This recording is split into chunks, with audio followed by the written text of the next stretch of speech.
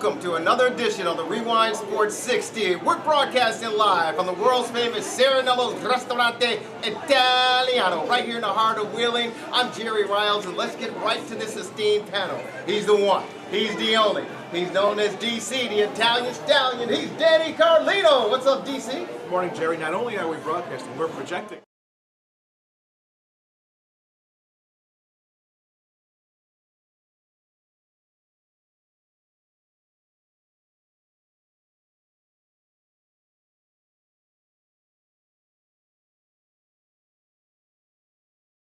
About it. Chicago's very own, the best comedian, the best entertainer. He's just simply the best guy in the land. He's Kelly Lee Williams! I know, hey, what's happening, guys? Sorry I haven't been here for a minute. I've been busy with some contest stuff. I've been busy! I had to do some contesting. I'm in the finals of this thing called The One, and it's 10 grand for the prize of first. Congratulations. I'm gonna get that money, yo. We're gonna get that money. We're gonna do some sports stuff. We're gonna do a lot of sports stuff and things and stuff. Well, I don't want to cut you short here, but say you finished in second.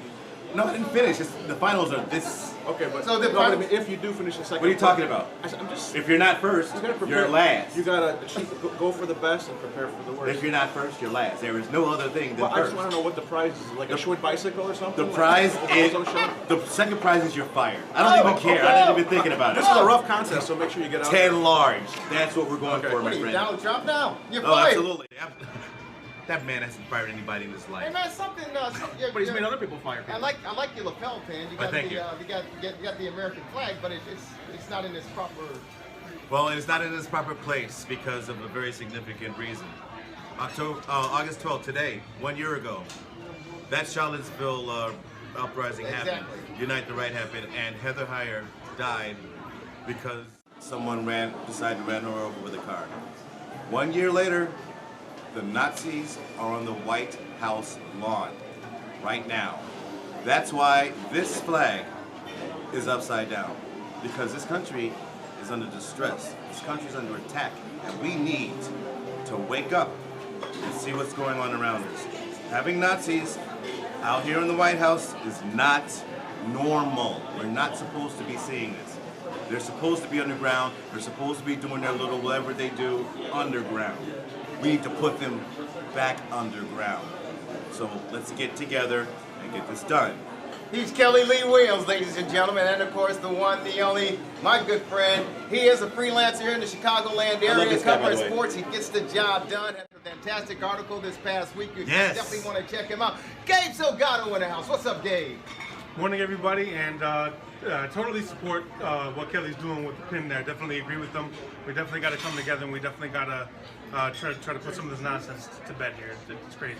Yeah, I mean, I don't want to get into politics we or won't, anything like that, won't. but it's freedom of speech, man, and this is the freest country in the world, and you have your freedoms to express and exercise your rights, your thoughts, your beliefs, whatever it may be. We may not all agree with it, but here in the grand US of A, we have that freedom to express our concerns, as long as you don't harm anybody. Unfortunately, a year ago, Heather Heyer, rest in power. Unfortunately, and the gentleman, I don't know how much time he's going to get, but not enough.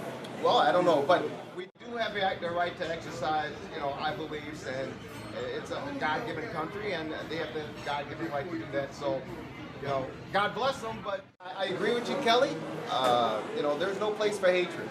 And there's no place for assembling anywhere in this country to spread hate. Just hate, period. Just hate. Yeah, I agree, for the right to assemble. I agree to the right to speak your mind and protest and project, but do it in a civil way. I don't know if it's you can use that word as civil. Not anymore. Not right now. But everyone has the right to express their concerns and their feelings in this country.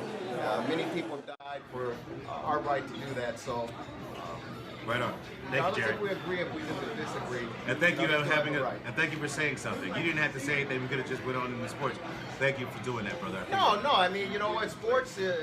What I love about sports and what I love about doing the show here at Serenello's Restaurant is the fact that we get to bring everyone together. I mean, we have a diverse team here, as you well can see, but Sports unites everybody, in my opinion. Yes. Yeah, and Hopefully. No, well, No, I mean, they it does. do. It does. Have you Listen, seen the World think Cup? about this. I know, but hopefully. Danny, think about this. We live in the greatest sports town in the world, Chicago. We're one of the worst football teams in the National Football League. But every other Sunday, more or less, when they get over on the lakefront, you got 65+ thousand fans screaming or cussing or yelling at the team that we call our Chicago Bears. They're down. That's 3.5 hours that you have a collective group of people together. That will never get back if Chase Miller goes in. Or whatever it may be, all at one. Now, once we disperse, we all go into our different directions. But that's what sports allow this country, in my opinion, this society, to bring everyone together. Gabe, we just had the World Cup soccer, and it galvanized the entire planet, with the exception of the United States. but that's what sports can do for you. It brings everyone together, all different walks of life, background, the whole nine lives. Kelly, it's almost like house music when you're on the lakefront. Yes, sir. Yes, sir. On the lakefront, downtown, Yeah. Daily Plaza, South Side, East, West, everywhere in Chicago. You know that house music is our thing, Chicago's thing. Amen to that. Just like the Bears, just like the Bears. Red Sox. Bears. House music, that's Chicago. Yeah, and you know what? Let's move forward, and we have to let you guys know, as far as the programming note is concerned, we are experimenting with some new software, a couple of cameras, multi-camera angles. So our normal look is a little bit different, and we just want to try things out because as we prepare, get closer to the national, the start of the regular season of the NFL, we want to give you a new look as well, just like we have a new coaching staff, a new regime, and some new players playing for the beloved Chicago Bears. We're messing with some good, some different softwares. We want to give you a much better, cleaner, professional look once football season kicks off. So thank you so very much for being patient and being a part of what we do here at the Rewind Sports 60. We can do it without you, but it won't mean much without you. Exactly. But we That love is the true. support. We certainly love the support. Not to go all Ted Baxter on you, but does this mean I'm going to look better? Yes. Or is it going to... Well, I don't know what better means. Yeah, well, what does better mean? Yeah, I don't That know what better means. You can't get any better than this DC right here. You're pretty good right now. You're pretty good. I've been drinking. But before we take our first break, What are you drinking? I'll have some. before we take our first break, guys, we do have to say condolences go out to the Makita family. Stan Makita, one of the greatest of all time to play for the beloved Chicago Blackhawks, passed away earlier this week at the age of 78 from dementia and some other illnesses. May he rest in peace. And again, thank Stan Makita and his beautiful family for all the loving memories and all the great excitement that he brought this town back when we were little tykes. Back in the late 60s, early 70s, I remember Stan Makita and Bobby Hall, the Golden Jet, and that was Chicago Blackhawk hockey had. Talking about uniting folks together, it united the city of Chicago. They really were the only team that was really, the Chicago Bulls were playing halfway decent back then with Norm Van Leer and Jerry Riles. But from the late 60s to the early 70s, the Chicago Blackhawks were definitely a fixture here in Chicago, and it made us proud. They're basically the only game in town because the White Sox were usually mediocre. The Cubs were the Cubs after 69 and 70, and they stayed in the mediocrity too. I wasn't a big Blackhawks fan. I wasn't a big hockey fan, but I knew the name Stan Makita. I knew the name Bobby Hull. I knew the stars and Tony Esposito, Phil Esposito. Indeed. Yeah. And rest in peace, man. We're losing our heroes on the regular now, and unfortunately, this is what comes with age. Rest in peace, Stan Makita, and condolences to his family. Obviously I was too young to ever watch Stan Makita play, but the 90s Blackhawks were my generation. But while I was watching, Chelly Ostronek, and those guys, I had always heard about Stan Makita and that generation of Blackhawks because that up until Jonathan Tays and company brought the Stanley Cup home, that was the last championship that the Blackhawks had. So you were always reminded of that, and you saw the retired numbers in the rafters, and not to mention the fact that you and I could relate to this. The first Wayne's World movie where Stan Makita was talked about excessively. So growing up, I was aware of Stan Makita and the legacy that he presented to this city. It was just unfortunate that I wasn't old enough to see him play. Yeah, indeed. Think about it. You mentioned the first retired number in the Blackhawks franchise history. The first. Right. Still the all-time leader in games played, I believe, and goals. 22 years. Unbelievable. Danny, To me, that, with one franchise. one franchise, 20 years, Unbelievable. revolutionized the game with the curve Right. Yes. stick blade. Yes. I mean, people still have to thank him for the service as a hockey player, and you know, to come from his humble beginnings at Czechoslovakia time, he's from Slovakia portion of that. Sure. Moving as a young kid to Canada, I think his aunt adopted him, and so he took on their last name, and extremely humble beginnings, and always a humble, affable guy. Everyone talks about hockey players as being probably the most approachable athletes, and he was the most approachable of the most approachable. The uncheckable check, unfortunately. And not just that, he also went up against some of the greatest players in the history of the game himself. Yeah. You take a look, you know, the original six were still around back then. You know, Montreal, Toronto, New York, Detroit. And he went up against Gordie Howe and some of the other Gabe Rays are all Hall of Famers now. So he played, I want to say, probably one of the last golden era of hockey, I guess you could say. Right, you're absolutely right. And the thing about that, he wasn't a very big man. No. And hockey back then in those days was, it's child's play compared to the way it was played back then. It was brutal. Those guys didn't have any helmets on. They were up and down flying. And I heard a late quote from the great Golden Jet Bobby Hall and said, you know, opponents would target Makita to try to rough him up and throw him off his game because the Golden Jet was the Golden Jet doing whatever he does, correct? So they said, hey, we got to get to his number 2 guy, his wingman, Stan Makita, and rough him up. And Stan was able to hold his own and withstand a lot of the heat and a lot of pressure that he faced back during that time. So it's just it's a blessing to have a gentleman like that who have played for our home team 22 years. That's crazy. I haven't done anything for 22 years except raise kids and breathe. Real quick, early on, he was the guy doling out some of the punishment. That's true. And in one of the retrospectives they were playing over the past week, talking about that his daughter was watching him play. Like, Daddy, how come every once in a while you have to skate to the other side while everyone else goes back to be with their friends? So I can't do that anymore. So he changed his game and it was a little bit less than a sin bid. And it was a little more setting up Bobby Hull and winning games for the There you go. Danny Carlino, the Italian Stallion. Gabe Salgado, the best in the business, and of course, the one, the only, soon to be the victor of the one. Yeah. $10,000 strong. He's Kelly Lee Wills, folks. Keep it locked in. This is the Rewind Sports 60, streaming live on Facebook, YouTube Live, broadcasting from the world's famous Serenello's Restaurante right here in the heart of Wheeling. Don't touch the smartphone, the Samsung, the iPad. Don't touch any of those devices. Come on right back. We got some Bears conversation, reflect on the preseason game number 2 of the preseason. Mitchell Trubisky, where is he? It's more on the Rewind Sports 60. Keep it locked in. Relax, have fun, and return to the world fresh as a daisy. That's our motto at Daisy Spa in Wheeling, Illinois. Daisy Spa offers a wonderful variety of relaxing treatments to soothe and meet your needs, allowing you to escape the madness of your busy lifestyle as you fade into paradise. Whether it's a manicure, pedicure, a bikini or Brazilian waxing, or simply a relaxing massage, at Daisy Spa, it's all about you. Plan a mini 1-hour vacation getaway today. We're open 7 days a week. Daisy Spa is located at 7 Huntington Lane in Wheeling, just 7 minutes east of Route 53 on Dundee Road. Give Daisy a like on Facebook. Call to make your appointment today at 847-243-8823. Daisy for all your nail and spa needs, and tell them the Rewind Sports 60 sent you. Before we move on, let's do a quick review, okay? It's really easy stuff, just like the homework we did last night.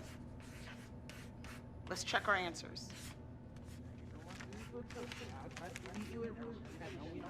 One in 5 Illinois children is hungry. And hunger makes school a lot harder. You can help. Make a request for school breakfast. Visit riseandshineillinois.org today.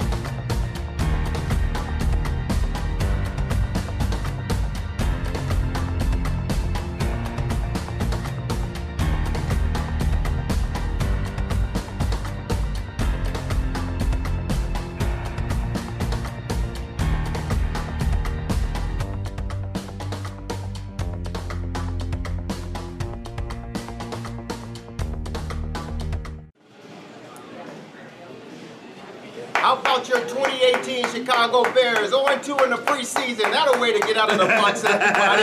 Welcome back to the Rewind Sports 60. Yours truly, Jerry Riles, the Italian stallion himself, Danny Carlino, and of course, Kelly Lee Williams, soon to be $10,000 richer in a matter of days, ladies and gentlemen, and the best freelance sports writer here in the city of Chicago. He's Gabe Salgado. How about them Bears, though, guys? I mean, I don't even know where to start, man. I mean, they got on the board, man. Neither do they.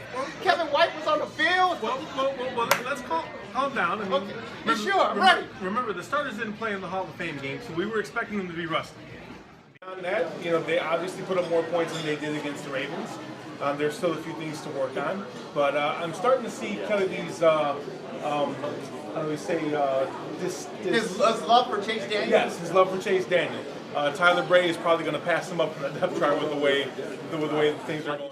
I could pass him up on the dang depth chart right now, and I wouldn't have to work out. Wait. Why do you say that though? You look at the box scores. Look at the stats. He's outperformed them. He's completed more passes. But wait a minute. Hang on now. You just talked about you playing with different units. The starters didn't get much playing time in the Cincinnati game. You got some guys. You got 90 guys trying to make a 53-man roster, which half of them will not be on the roster. But with Chase Daniel out there, did he throw 1 or 2 interceptions, 2 interceptions? He's throwing interceptions in both games so far. Yeah, but he is consistent. But you have to, when you say you look at the numbers, you got to read between the lines and the numbers. Okay, let's read between them, Jerry. Let's see what it says. Let's see what it says between the lines. Some of the players on the field were either out of position, got beat on the line of scrimmage, and one of the interceptions that he threw was a deflection off a teammate's head, right? That was the Hall of Fame game. Yeah, it was a Hall of Fame game because about 2 or 3 more sentences. Yeah, but you got to be in the right position. If you're not making your cuts, if you're not making your routes precise, that also doesn't account for the sacks that he's taken. Listen, that doesn't account for overthrown balls. Where Tyler Bray's just kind of been on the money. No, it does, because I can't remember if he was throwing it to whoever he was throwing it to. They were out of position. He threw the ball where it was expected to be thrown. The receiver was out of position, which allowed for that one interception. The other was because the lineman was being pushed back into him, and the ball deflected off his helmet. So those are 2 interceptions that occurred that he's the quarterback, and it's going to get penciled down as an interception. But that's what I mean when you got to read between the lines to see why those interceptions were thrown.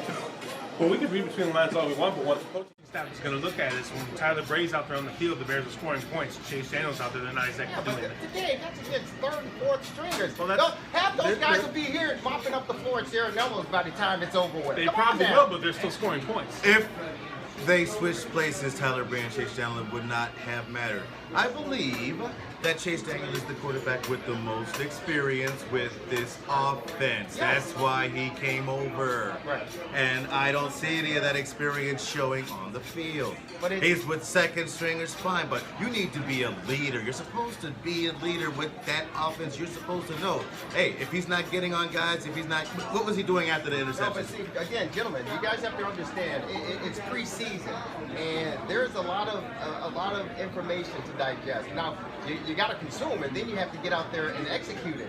And after 2 preseason games, I mean, there's a lot of information that these guys are processing, and you got to be able to get out there and get the job done. And you're absolutely right, Kelly. He has the most experience. He's a very, what my understanding is, a very intelligent man. He knows how to translate the book to the field. Mm-hmm. But if you got a receiver who doesn't know how to transfer the book to the field, or a lineman that doesn't know how to transfer the book to the field, you're going to have what? Miscues, mistakes, INTs. But he's been practicing with those guys, hasn't he? He's been leading those guys in practice, hasn't he? Apparently, he wasn't leading them very well because he's thrown to these people. He knows that these people have these mistakes. So why wouldn't he go elsewhere? He should know what's going on with that offense. You said be a leader. And what a leader does not step down to the level of competition. The leader raises the level of competition up. Now, if you're performing with subpar individuals, and nothing against these players, 3rd or 4th strings, who's trying to make any NFL roster or a practice squad, and you're trying to help them graduate or move up to the professional rank, it's a different Kelly. it is a total. And I've never played in the National Football League before, but my understanding. No, he only played at Ohio State. Yeah, O-H-I-O. There you go. Yeah. No, but Urban Meyer. No, but hey, take it easy now. Players have said, players who have laced it up. Kurt Warner has talked about it. Jim Miller, former Chicago Bear, has talked about it. It's a different animal from college to the pro ranks, from practice, Bourbonnais, to game speed. He said it's totally different. So you got players who may look decent, you know, hey, I'm looking good at Bourbonnais, I'm running around. But then when they get out to real live action and they're going up against other teams, other guys who are trying to make the football team as well, it's a different breed, brother. It's really, really different. And so with Chase Daniel trying to make a point for himself to show Mitchell Trubisky how to run an offense and show these other guys how you should play at a particular level, and they're not adjusting, Kelly. Half these guys, they're not going to be on the team. He's played 4 games in the NFL in his career. How is he going to show anybody to do anything? That's my point. Been a misery. Dilly. Chase Daniel. Tell us this. So when the Bears go to Denver next week, and Chase Daniel has another game where he's only completing 3 or 4 passes, been a misery. Are you still going to defend him? Well, I'm going to look at the whole... How are you defending him? No. Seriously. I don't want to say like I'm defending him, but I'm going to look at the whole body of work. And if you want to look at the body of work, I mean, wait a minute. Mitchell Trubisky is supposed to be the second... 2 for 4 with 4 yards. Second coming of Jesus Christ. And look at his numbers. So what are you talking about the numbers? Lord forgive him. Well, here, first of all... Yeah, Lord forgive him. This Sunday. Don't use the Lord's name in vain. Exactly. Put him on the Bears. That's just bad. Yeah. Hasn't he suffered enough? I mean, he already got crucified. You don't have to put him on the Bears. Anyway, I think I'm headed to the pit of misery myself. Dilly. This man does not represent us. You mentioned about practice. Anybody can look good in shorts running around college. Right. I know I can look good in And shorts. you mentioned execution. And to paraphrase old Buccaneers coach John McKay, I think you're all in favor of it. I'm in favor of it. I'm in favor of the execution of all of them, man. I mean, come on. But I think the fairest way to assess him may be in the next week or so. Yes. In the next game, because maybe Bray will get the opportunity to play with the group that Daniels is playing with.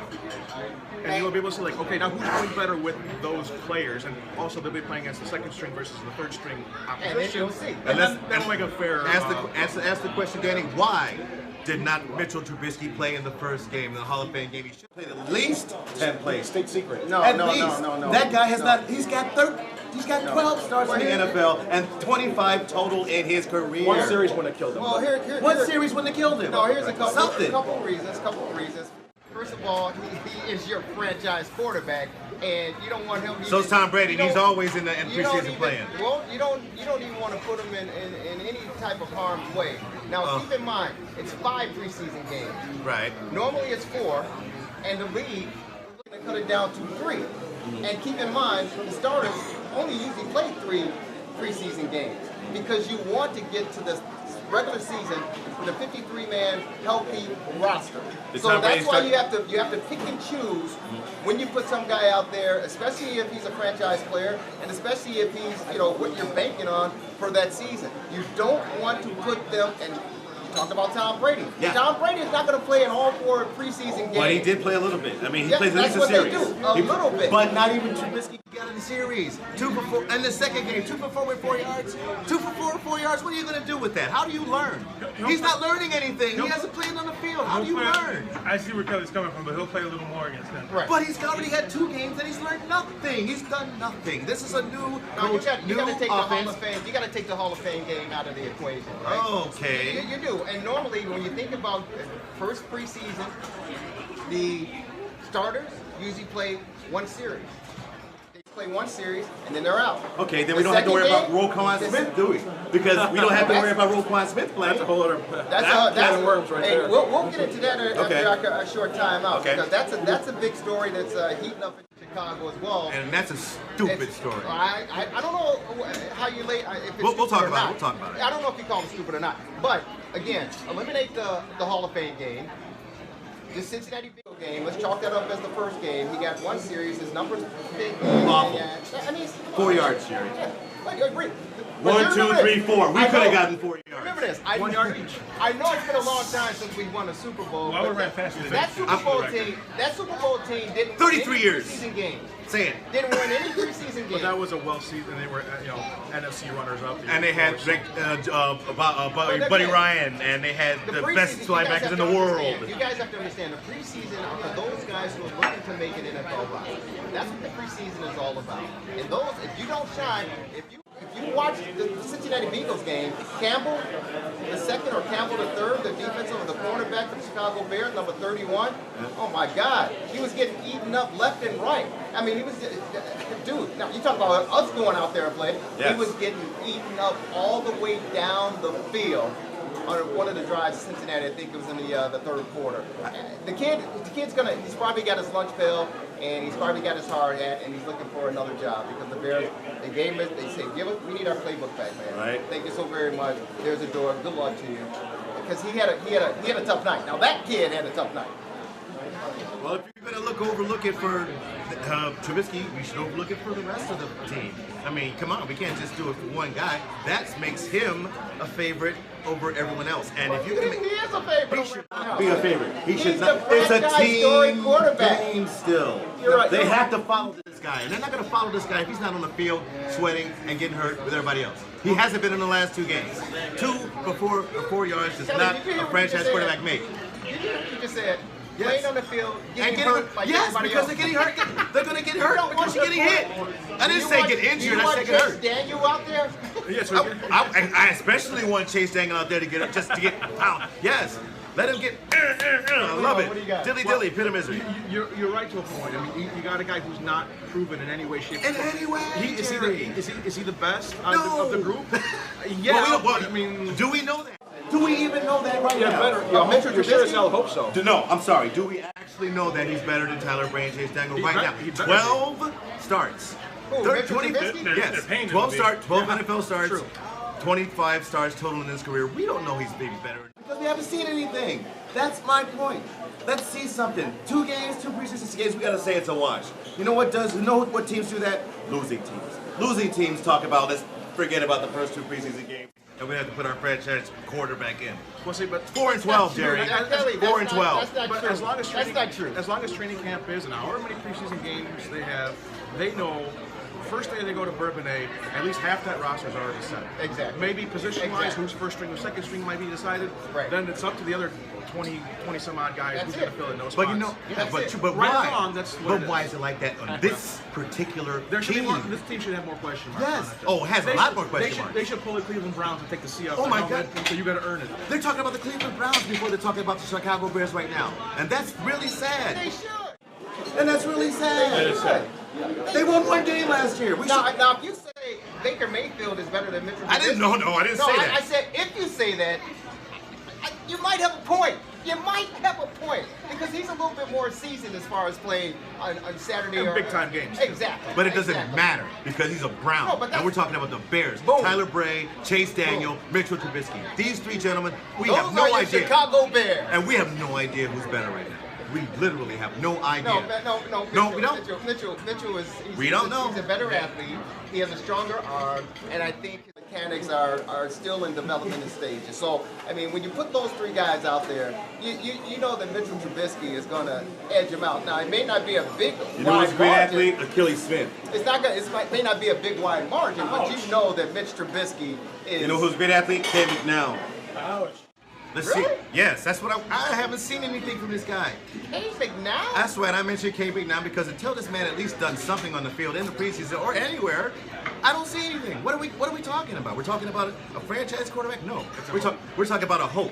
We're talking about hope. That's true. That's it. That's true. And until we see concrete evidence of this man, other than 2 for 4 and 4 yards in the last game that he's played, Throw that you're out not the going to window, tell me. man. No, Throw we it can't. out the window. I'm not throwing That this depends. because this team's. Is the window more than 4 yards away? Right.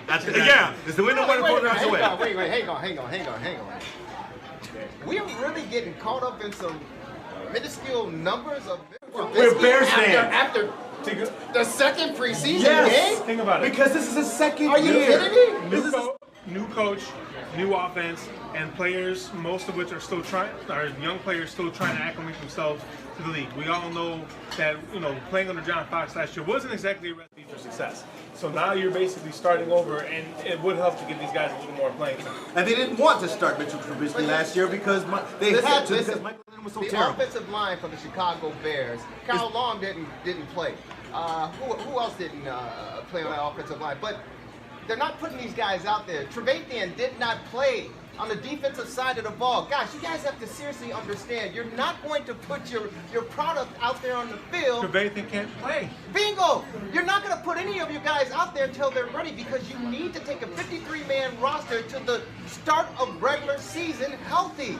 You have to do that. So what you're able to run first. Guys, listen, right, true. So what you're saying You have to understand, I'm telling you how the groundwork is laid in the National Football League.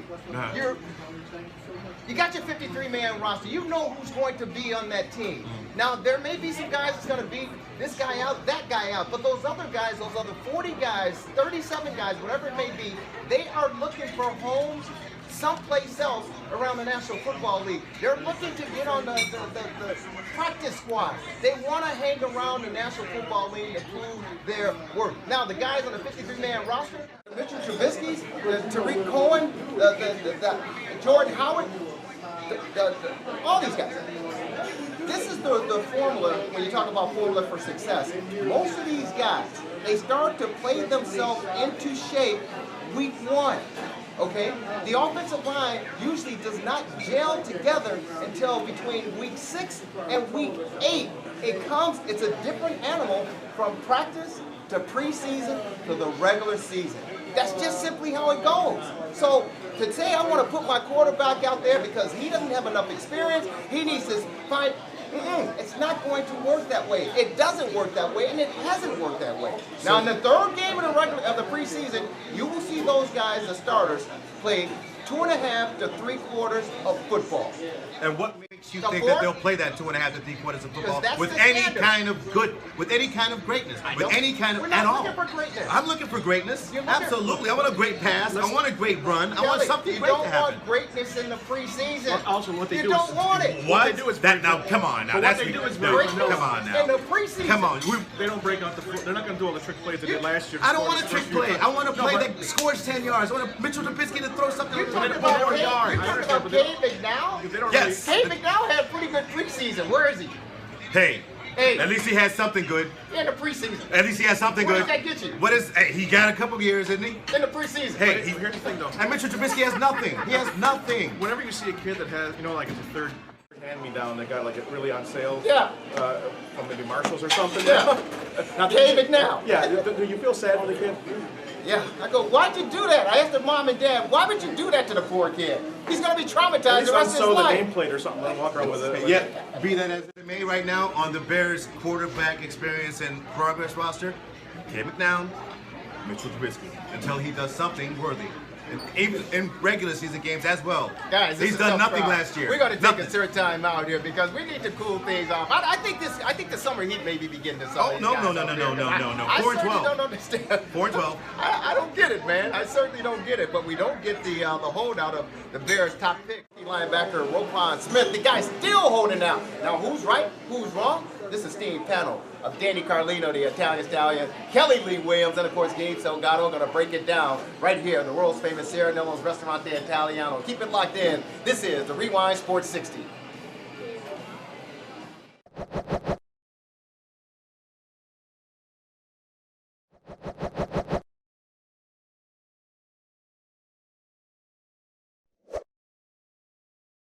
Looking very sharp, man. Danny, good to see you. Relax, have fun, and return to the world fresh as a daisy. That's our motto at Daisy Spa in Wheeling, Illinois. Daisy Spa offers a wonderful variety of relaxing treatments to soothe and meet your needs, allowing you to escape the madness of your busy lifestyle as you fade into paradise. Whether it's a manicure, pedicure, a bikini or Brazilian waxing, or simply a relaxing massage, at Daisy Spa, it's all about you. Plan a mini 1-hour vacation getaway today. We're open 7 days a week. Daisy Spa is is located at 7 Huntington Lane in Wheeling, just 7 minutes east of Route 53 on Dundee Road.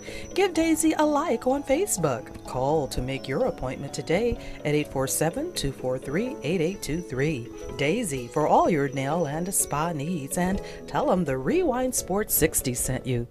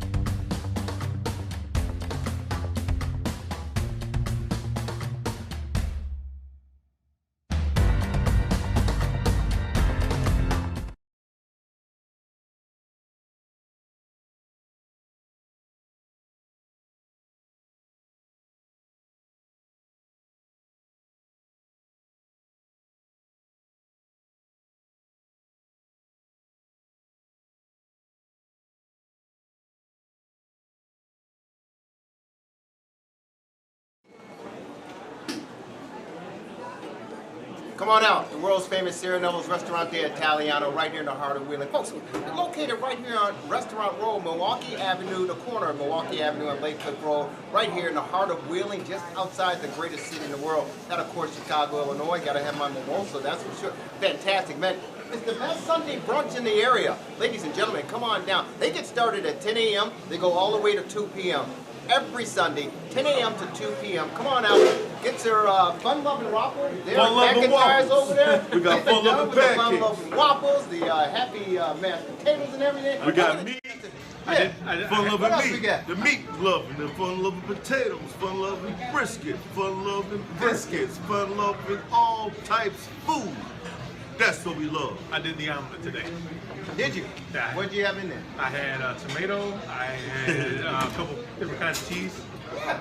So I've never seen somebody so happy over there. I know, right? I had tomato. I had tomato. I had cheese. That's like because this is the first time I've had an omelet in a few weeks. You know what? It's interesting because Derek McIntyre made me an omelet last week, and it was delicious. It was the Biz Bomb Big Nickety. You ate it a little bit later. I did. I ate kind of like half of it here, and then I ate the other half later on. And both halves taste fantastic. It keeps well. I'm gonna give you an omelet. It really does. I'm gonna give you an omelet, yeah. You know, that's one thing that I don't know about you guys before we get into our more Bears conversation. Jerry Riles, Danny Carlino, the Italian Stallion, Kelly Lee Williams, and of course Gabe Salgado. But, you know, before we get into Roquan Smith and the Chicago Bears and all that good stuff, I don't know about you guys as far as food and eating habits.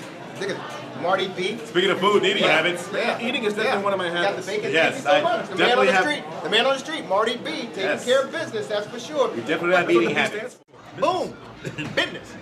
Business. But the one thing, I don't know about you gentlemen, but when it comes to food, I love food, I enjoy eating food, and you know, I eat it more often late at night than I do earlier in the day, which I understand is a bad habit. Yeah, from the doctor. But I'm a big fan of leftovers. I'm a big fan of leftovers. We had some, well, I won't mention the establishment, but we had some nice Chicago deep dish style pizza. And you know, it was fresh and it was delicious and it was very good. But it was one of the big family style pizzas. So, you know. The manhole cover? Boom! So the next day, I get a little bit more. The next day after that, I get a little bit more. I love leftover food. You get a nice cold beverage, huh? It's all gone now, man. It's all gone. And you had your omelet. But you guys, you had your one omelet. That's enough for you. No, but I mean, are you guys similar to that? That you know, leftovers are sometimes even better than the Some things are better. Some things are better the second day. Well, you know what? Personally, you know, being married 3 times, I understand the love for leftovers, but I have to keep it to the food right now. And I talk about tacos. Like next day, pizza, the best pizza. Yes. The next day, best at that time because you're like, oh yeah, yum yum yum. At the time, you're like, yeah, okay. But in the morning, you got that good food, like that fun-loving omelet that Jerry Riles got from this show that right here. You need to come out and get some food, those fun-loving waffles. What's up? I'm sorry. Sorry, Jerry. See, the one danger of leftovers is somebody sneaking in the fridge and eating them. Right. I'll tell you what, That's a mortal sin. I'm picky when it comes to leftovers, but if you leave leftover pizza in the fridge, it's gonna be gone. It's gonna be gone. I'm an Ninja Turtle when it comes to eating. Now, have you guys ever done this? And we'll get into our beer conversation. Back in the day when I was at the Ohio State University, we'd have pizza and we'd be, you know, boom, boom, boom. And then you fall asleep, you pass out in your bed, and the pizza box is on the floor, and then you wake up in the morning. You can use the pizza box as your blanket. Pepperoni on the top. When you wake up in the morning and you go, hey man, there's still some pizza. Might as well. Hey, Breakfast. Might as The well. cardboard is touching the floor, not the pizza. So. Yes, eat that. You eat that pizza. So you had the shag carpeting in it? Take it easy now. Come on, man, nasty. I was using it as an adjective, not a verb. Okay. Isn't this a Danny family Carlino, show? the Italian Stallion, Kelly Lee Williams, Gabe Salgado. Guys, you know, we talk about the Bears and the preseason, and everybody's, you know, there's a learning curve there with the exception of Ryan Pace. But Ryan Pace is back in the business because what? He's selected Roquan Smith. Speaking of this, I didn't know this. I don't know if you guys heard about this, but George McCaskey, you know, Yeah, that guy. Yeah. that guy. You know, Heard of him. You know, he recently did this, and Marty B, I don't know if you heard of this either. Marty B will be joining us later in the program. George McCaskey visited a neighbor in Chicago, in Wheeling here, and delivered him his personal season tickets to his doorstep. Why? I heard they had like sometimes either other representatives, former Bears, the Staley, the mascot, but the George chief, McCaskey knocked at his himself? ring the door. Ding dong. Well, How do you get the door? Ding dong. Get the door. I'll get it. what else has got to do? Whoa. Yeah. Whoa. George McCaskey delivered the guy season tickets to his home. He said, "Thank you. Thank you for being a lifelong season ticket holder. We really value you as our, as a fan." He said, "We know that it's been very difficult over the past few years. We thank you for sticking with us, and hopefully things will get better in the near future. Here are your tickets." Is that crazy or not? You know what? No, because he was in Wheeling. Now, if it was crazy, if he went to Harvey, let him go to Harvey with those tickets and see what happens. Wait a minute. You who? Wait, What's your name? Who the hell in Harvey's got season tickets Yeah, for who's Bears? that? Yeah. Hey, you know what? There's some. They can't even pay the cops. Hey, Kelly, Marijuana's not legal yet. People are making money down there. They can pay for tickets Kelly, with if there's weed somebody money. in Harvey that had season tickets, What? Black folk can't get season tickets? Now, see, that's No, that's some I'm here to say, no. Harvey can't get season tickets. Okay, fine. Okay. How about Chicago Heights? Chicago Heights, can we go to Chicago Heights? Maybe. The only season South Holland. How about South The only Holland? season tickets they're getting is if somebody say, "Hey man, you want to go to the Cub game, the Bear game?" That counts. I mean, why can't he get those tickets, huh? Hey, George McCaskey, get my tickets. Where my tickets at? All right, come to Lansing. Give me some tickets there. Wheeling. Of course he went to Wheeling. Everybody looks like him in Wheeling. Hey, Take it easy. Ain't no surprise. Take it easy. Well, we want to give George McCaskey some What props do you mean, because he went to somebody's house at A Wheeling. bunch of old guys with white hair. Yeah, that's what. I mean, come on. Let's face it. Hall was the person that gave the tickets to. Oh, he had white hair. Ah, really? Get out of here. No. No, I thought that was a pretty a good gesture on his part. Publicity in stunt. Chicago. Absolutely. It's a very good publicity If stunt. it was legitimate, he would have went to the South Side. Somebody on the South Side would have liked some tickets delivered by George McCaskey. That guy probably sees George McCaskey every day at the golf course. So it's not Golf course. So it doesn't really impress. I'm not impressed. I don't know. Hey, he's like, "Hey buddy, coming over. Bringing the tickets. Camera will be there later." I mean, come on. No, there's no camera. The unlikelihood of a Harvey season ticket holder may be maybe giving a couple of tickets to somebody. Right. Go to Harvey, get some free tickets. No, I can't put them down there for the free ticket. That's a little bit too much. I'm That's glad a little you bit came too to much. your Okay, I senses. did come to my senses. No, George wouldn't make it out. George wouldn't make it Okay, out. how about calling Make it somebody out. He there barely and make it in. how about calling somebody that lives there and meeting at a neutral location? Yeah, look, have him take an Uber there and throw the tickets out the window. If you miss any portion of the Rewind Sports 60, ladies and gentlemen, this is what you get. Maybe some Every Chase Daniel single Here you go. I don't think he needs an Uber. Jump into madness. 847-777-0140. 847-777-0140. This is the Rewind Sports 60. Would you take a Let's get limo to some- Harvey? Let's get to some serious Our matters Bears here. segment, bear with us.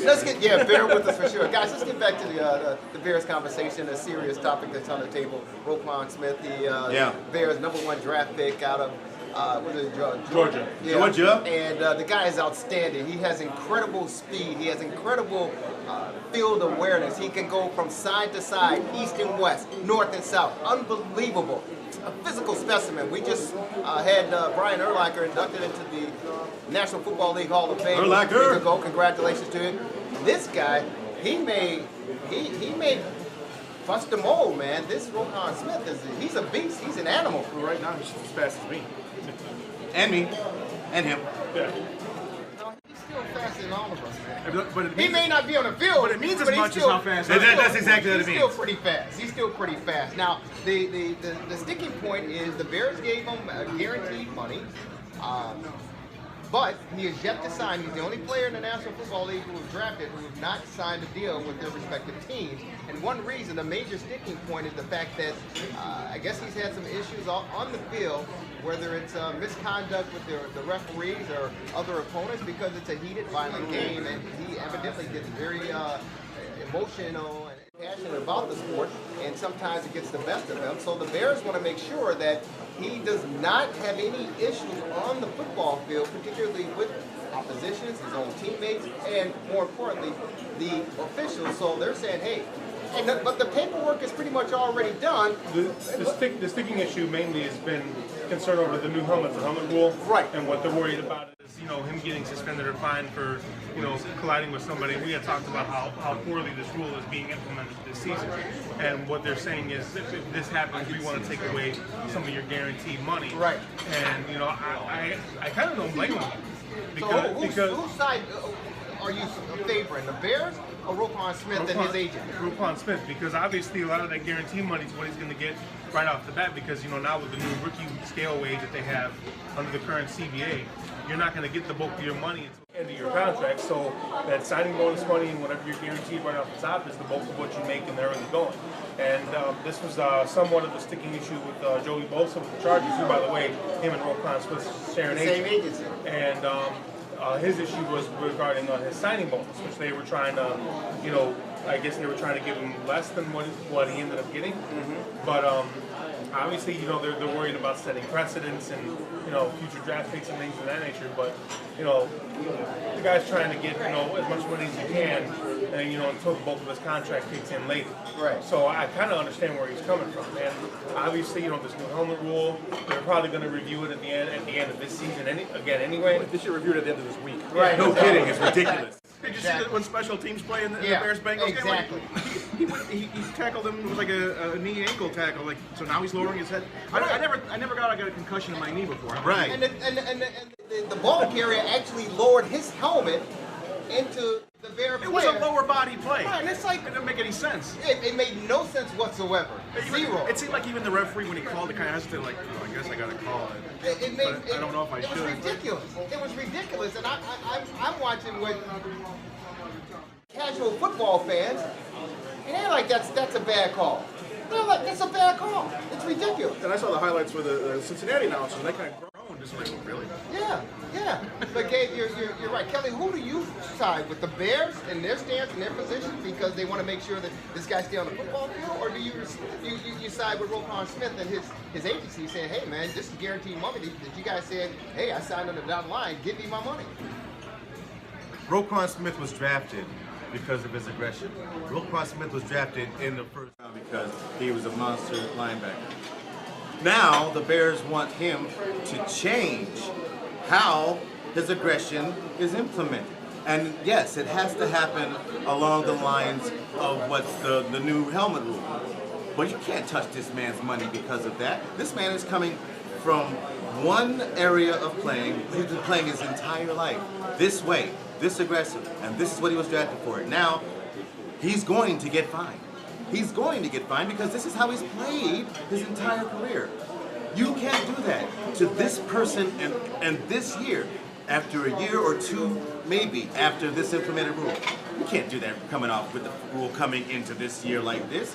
The Bears have to suck it up and pay those fines. They knew this man was aggressive. They knew how this man was going to be a fierce battler on the field. And that's going to be helmet to helmet hit sometimes.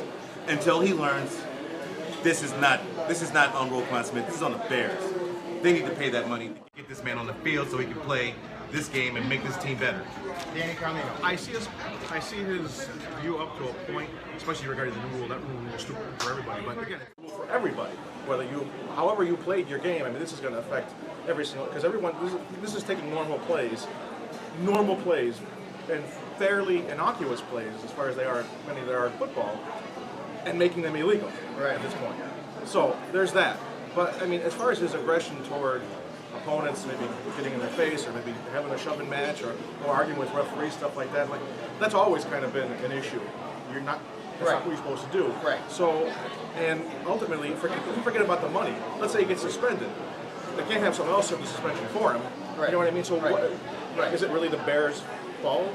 Right. But we're assuming that he's going to get suspended. We're assuming that he's not going to learn. Right. I mean, if he's a first-round draft pick, we have to expect that he's going to learn how to play as he goes along. But the fine and the suspension is a way of forcing him to learn. Too. But that's fine. But then I wouldn't like it either. But the Bears should pay that fine because he is used to but playing the Bears this way. And I agree with you guys. And I'm sitting on the fence with this because I see both sides and I understand it's a business. There's no question about it. So for Roquan and and his agency, they're like, hey, wait a minute, man, this is guaranteed money, like you said, that I can get up front. You're not touching that.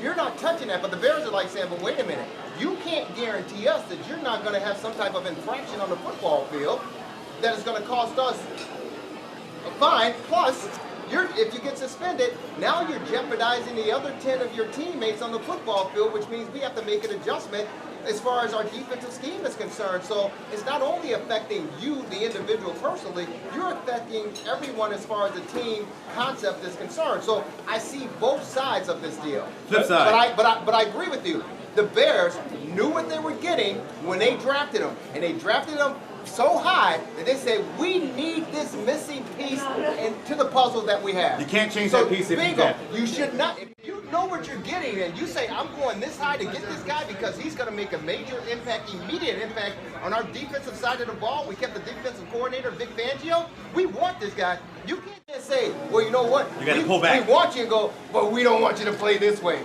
That's the reason why they got him, Gabe. Let's not forget that this situation is part of a much bigger problem with the league, and that is a concern with head injuries, especially for retired players. This guy should not be the poster boy for that. And that's what they're making him. And I'm getting into that. If the league is so concerned, here's the way I look at it. Obviously, you take a look at how many retired players are dealing with issues now. Well, here's what I say. I played the game for a few years myself. And there are so many incidental helmet-to-helmet hits that happen during the course of the game. The referees aren't always going to see them. But now they're basically telling the officials, flag every helmet-to-helmet hit that you see. I say, if you're going to do it, give the retired players their pension sooner and guarantee them health care for life if you're so concerned about head injury. Right. Other than that, don't take it out on today's players and make them change how they were used to playing. Well, they do have a point because of CTE and everything that's going on with these former football players and these retired football players. So they have to take a stance and they have to make a precedent, so to speak, as far as helmet-to-helmet contacts are concerned, because it's for the longevity and their livelihood once they're done with the game of football. He's Gabe Salgado, Kelly Lee Williams, Danny Carlino, the Italian Stallion. Yours truly, Jerry Riles. Folks, keep it locked in. Broadcasting from the world's famous Serenello's Restaurante right here in the heart of Wheeling. When we come back, Kelly Lee Williams has that American flag turned all upside down. Your commander-in-chief of the free world, he's turning the National Football League on this year, or at least he's trying to do it. Hey, if you don't come out and support the National Anthem, you're going to get fired. That's it. We're taking your buckets away. We're taking everything away. Keep it locked in. The National Anthem, Donald Trump, the National Football League. Coming up right here on the Rewind, Sports 60. Did you say buckets?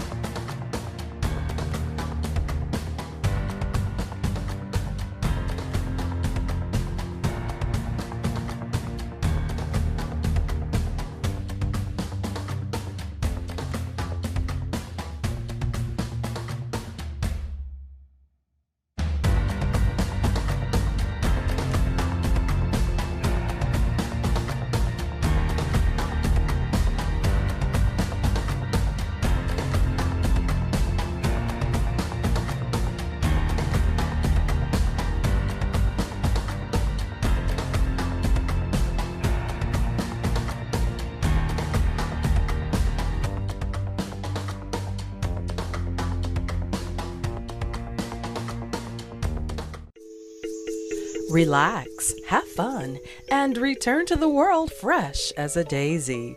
That's our motto at Daisy Spa in Wheeling, Illinois. Daisy Spa offers a wonderful variety of relaxing treatments to soothe and meet your needs, allowing you to escape the madness of your busy lifestyle as you fade into paradise. Whether it's a manicure, pedicure, a bikini or Brazilian waxing, or simply a relaxing massage, at Daisy Spa, it's all about you. Plan a mini 1-hour vacation getaway today. We're open 7 days a week. Daisy Spa is located at 7 Huntington Lane in Wheeling, just 7 minutes east of Route 53 on Dundee Road. Give Daisy a like on Facebook. Call to make your appointment today at 847-243-8823. Daisy for all your nail and spa needs, and tell them the Rewind Sports 60 sent you. Oh, say, can you see by the dawn's early light what's so High note. Kelly, you're on your knees. What are you doing? I hear the anthem. Welcome back to the Rewind Sports 60, ladies and gentlemen. Yours truly, Jerry Riles, DC, Danny Carlino, the Italian Stallion, a knee bending Kelly Lee Williams, and of course Gabe Salgado, the best freelancer sports writer here in the city of Chicago. Welcome back to the Rewind Sports 60, streaming live on YouTube, Facebook, and of course broadcasting from the world's famous Serenello's Ristorante Italiano right here in the heart of Wheeling. Kelly Lee Williams, let's get started with you. Number 45. Roquan Smith. Gary Fetzig. Michael Jordan. True. Very good. You guys are all good, but you're all wrong. 45th president of these United States of America. Once again, come out, Gabe Salgado with a tweet. Preseason got underway. We talked about the Bears and got started this past week. And number 45 came out. Hey, these guys are already out the protesting already. Hey, you know what? I wanted them suspended. Now, I don't even want them suspended. I want them fired. Take their money away from them. If they can't stand and support this United States of America by showing respect to the flag and the national anthem, get them out of here! Your thoughts? You know, as someone who comes from a family with 4 generations of military service, they fought for that right to protest. That's how I look at it. And it's unfortunate that, that he's resorting to threatening these players' livelihoods just because he doesn't agree with their methods of standing up to injustice and inequality. He loves the Twitter fingers. What can we say? But at the end of the day, the whole point of this country is that we're allowed to speak out against certain things, and that is one thing that a lot of us feel strongly about, as Kelly and I do. And, there should be bigger things that he should be worried about being the president. But obviously he's focused a lot on this right now. That's unfortunate. Kelly Lee. Well, wait. Let's all Kelly Lee. Let's go to the Italian Stallion, Danny Carlino. Your thoughts? Oh yeah, he should have purple tunnel on those thumbs by sure. He's amazing. He's amazing. I can't keep up. That's probably a good thing for everybody. But the NFL, I blame Roger Goodell for this, to be honest with you, because ever since the Ray Rice beating, basically him is what it was. Yeah. The video doesn't lie. Put it mildly. Yeah. I like to put it mildly. I wish he would have put it more mildly. Then we would have talked about it. And then even a little bit, obviously it's not the same significance because no one got hurt, but the Deflategate, that whole thing, his leadership has certainly come into a lot of question. He showed a little bit more leadership with the Deflategate because he pursued it even after the courts. Right. They got suspended a year later altogether for that. So he's kind of middling. And here he's kind of like, he's trying to placate the players. I don't want to cause a ruckus, but I understand. I wouldn't do it this way. But look, make up your freaking mind, right or wrong. You're the leader. You're the leader. And what they tried to implement in May, I think was basically fair. He's still kind of trying to split the baby, as they say, but you don't want to stand for the anthem, then here's your choice. Stay in the locker room. I think that was fair. Now they've recanted that. They don't know what to do. It's like, why can't you just stick with it? I mean, they're afraid of someone walking out there and still kneeling and then implement fines. Either do it or don't. Either you know what, or get off the throne, as they say. Poop or get off the pot. So when it first came down back in May, like you said, You agreed with the policy that they were trying to put in place? It seemed the fairest way to do it because you kind of let it go for 2 years and the cat's out of the bag. So like, here, your form of protest, if you wish to protest, is stay in the locker room. Right. And also, it took away the whole thing of, what was it, maybe 8-10 years ago, they started the agreement with the armed services about having the bigger presentation and having the players have to be on the field versus if they were, they wouldn't matter. Right. So now it takes that out of the game. Oh, they're doing it for money. So look, if you don't want to be part of it, you don't have to. Just come out for the game and whatever. So you gave that little leeway. It kind of took away that argument. Again, that's just for show. It's just because they signed. Remember, in college football, players aren't present on the field. Right, exactly. Yeah, you know, initially, Danny, when the policy was announced and more or less put in place, I kind of thought like you, and many other people probably felt the same way, that, you know what, that seems like to be halfway fair. If you support the national anthem in the country, come on out on the field and stand. If you don't, just stay in the locker room, and then once it's over, then you guys come out with the rest of your teammates. To me, that seemed like halfway decent, but then you look at it and we talk about unity, boom, you want everybody to be together, but you also talk about the fan base and the backlash, because, Gabe, what would those fans do if, let's say, and I'm just using loosely Tariq Cohen or Jordan Howard or you know, one of those guys on the Chicago Bears. Now the Bears have a different situation, but one of the guys on the Bears didn't come out doing a national anthem, and then once it's over, he's running on the football field. What's the backlash, Kelly Lee Williams, that the fans are going to place upon this particular player because you're unpatriotic? You're not showing support for our country. You're in the locker room. Is that something that, why we're in the situation we're in now? Because of the division that's going on, Kelly? Jerry, gentlemen, the protest is working. This started with Kaepernick simply taking a knee. That's it. He didn't say anything. And that was construed by those in the political arena as disrespect. What they did not figure upon, however, is a man in the presidency who won't let things go. The NFL has a problem on its hands because Donald Trump will not stop. Donald Trump doesn't care about the national anthem. Donald Trump doesn't care about kneeling players. He cares about his base. And his base loves it when he goes after rich black players looking like they're disrespecting America. And the best way to do it at this point in time is to go after the kneeling players. And the owners, they don't know what to do because this is their friend. Donald Trump is their friend. These people have given money to Trump. These people have given millions of dollars. These owners have given millions of dollars to this man to be president. And now, he may end their business. He may shut them down because Colin Kaepernick took a knee. And I love it. Kelly Lee Williams, Gabe Salgado, Danny Carlino, the Italian stallion, yours truly, Jerry Riles. Don't touch any of that. Just keep it locked in. We got more. We're going to come back and talk a little bit more about that. Also, Donita Lake will be joining us, clinical mental health specialist for the Rewind Sports 60. Got an interesting story that broke last week as well. We'd love to talk about any and everything in the world of sports. I want you guys and girls to be a part of what we're doing as well. Our number is 847-777-0140, 847-777-0140. Keep it locked in. This is the Rewind Sports 60.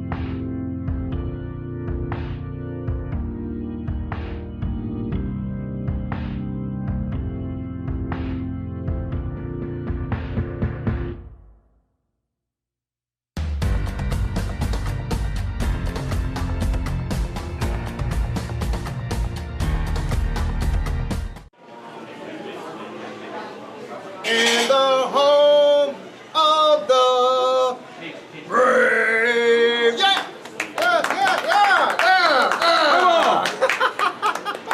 Welcome back to the Rewind Sports 60, Jerry Riles. Danny Carlino, the Italian Stallion, Gabe Salgado, and we're pleased to be joined by the marvelous one, Danny Marvelous Marber. How are you? Great, I'm not Kelly Lee Williams. I'll tell you what. I was last here during the sweep in the playoffs, and I saw that you were talking about Ron James last week, so I figured it was basketball season again. And I also wanted to RIP Stan Mikita. I did sit in the $8 seats in the balcony of the old stadium. There you go. So I was there watching Stan. In the balcony, you were above, you were above the smoke? Yeah, I was closer, closer to the ice than the $50 seats. Oh, okay. Marvelous. Marvelous. Thank you for joining us, and it's always a pleasure joining us and talking your shop. Basketball, college basketball, pro basketball. But, I mean, this issue as far as Donald Trump and the National Football League is concerned and the National Anthem, your thoughts? Well, my first question is how many NBA players do not stand for the anthem? I mean, it's the same demographics, maybe even more so. I mean, why aren't they doing it? I mean, that's a question I've thought about a lot. And obviously, there are issues in the minority communities that I just don't think it's the right venue, and I don't think that Trump's right to be making it a bigger issue than it really is too. So I think there's fault on both sides. Yeah. Just like last year in Charleston, there was fault. Be careful about both sides. Yeah, right. You know who wins over this mostly? Yeah. The media. They love this stuff.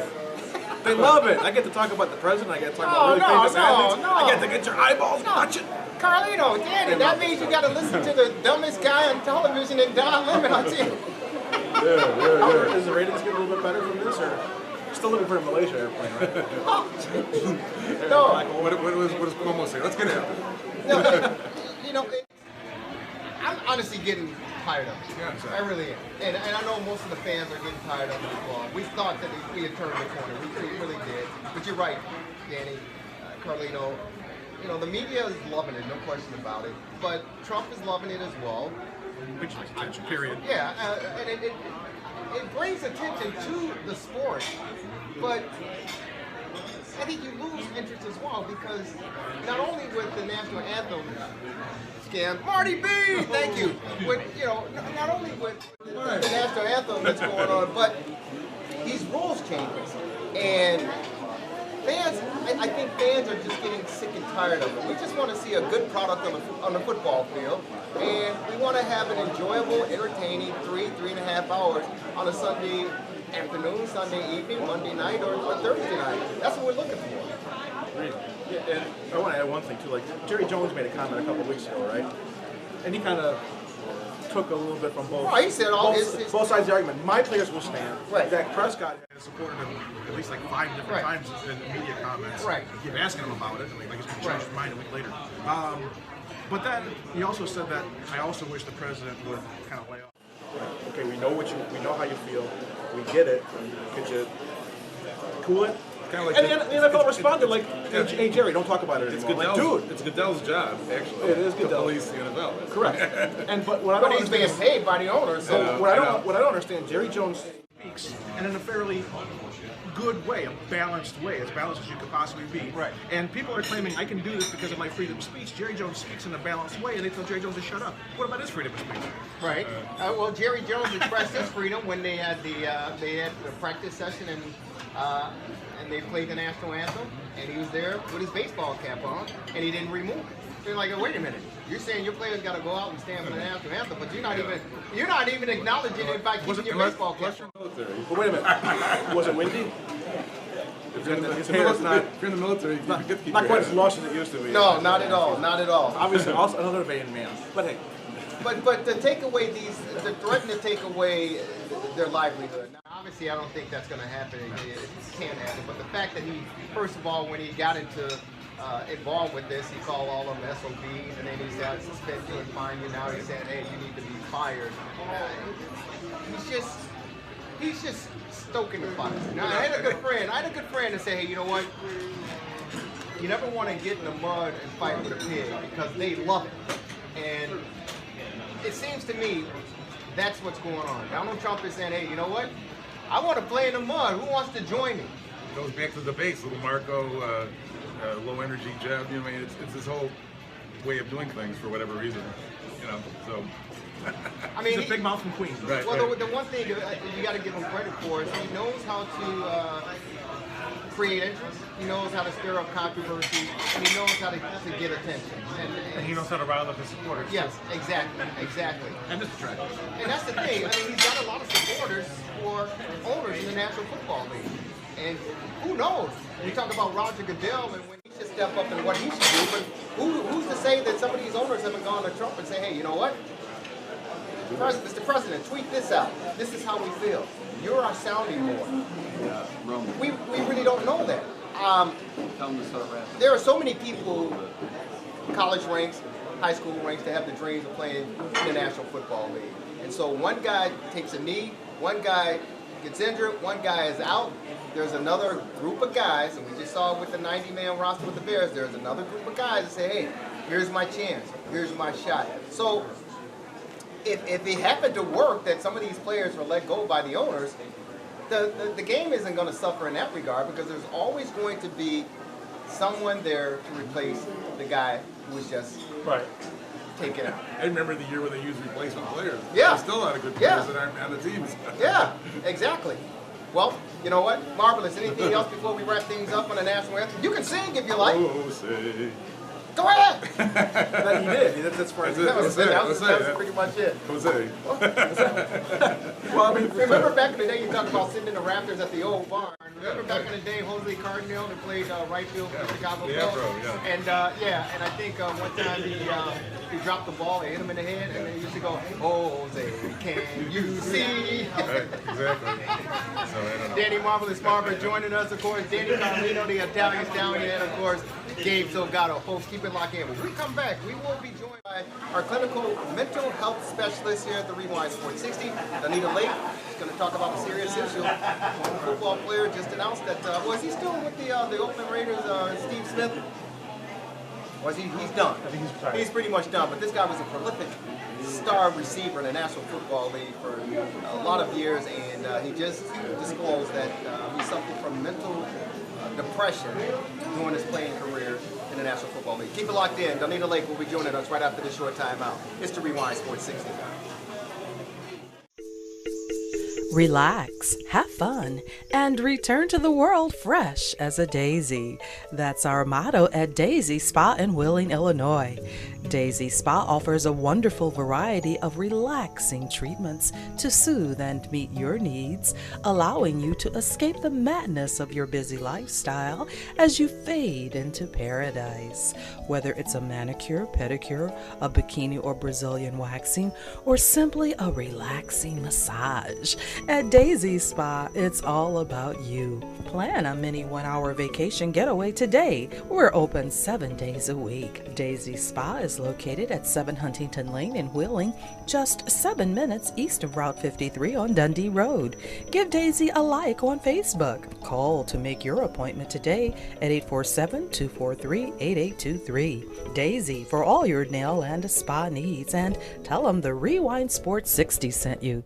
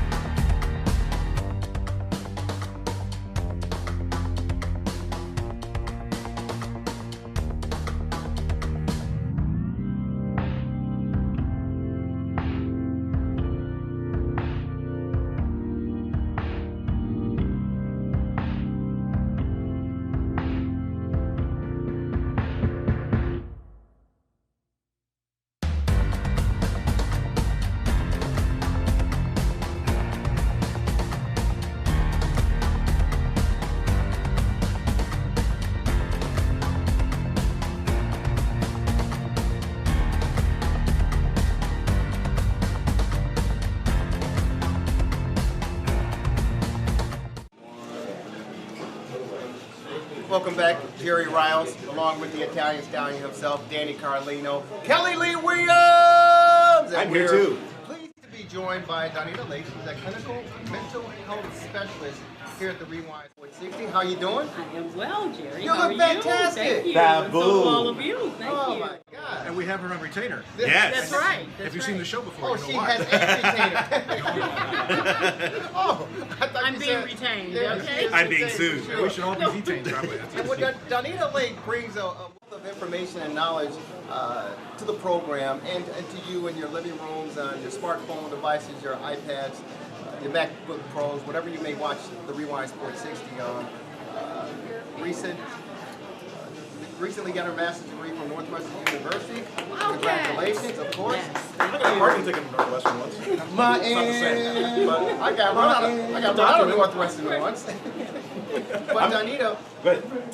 you know, I love your portion of the broadcast of the show, your segment, because we can really dive into some serious issues, some serious matters regarding not only the professional athletes and the college athletes and some of the high school athletes, but it can affect everyone, laypersons, 9 to 5 individuals every day of their waking life. Now, some the discussions that we have, you know, it stands out because they were professional athletes. In particular, they played football, whether it's high school, college, or the professional ranks. And recently, Steve Smith, a fantastic wide receiver for a number of years in the National Football League, just disclosed that he suffered from mental depression all throughout his playing career. I think he spent The 13 entire years, career? 13 seasons in the National Football League, and he said that he's battled depression every single season, he said that he could not. This guy was a fabulous receiver. We remember back in the day, Dennis McKinnon with the Chicago Bears, how aggressive he was attacking cornerbacks and safeties after he would reel in a pass.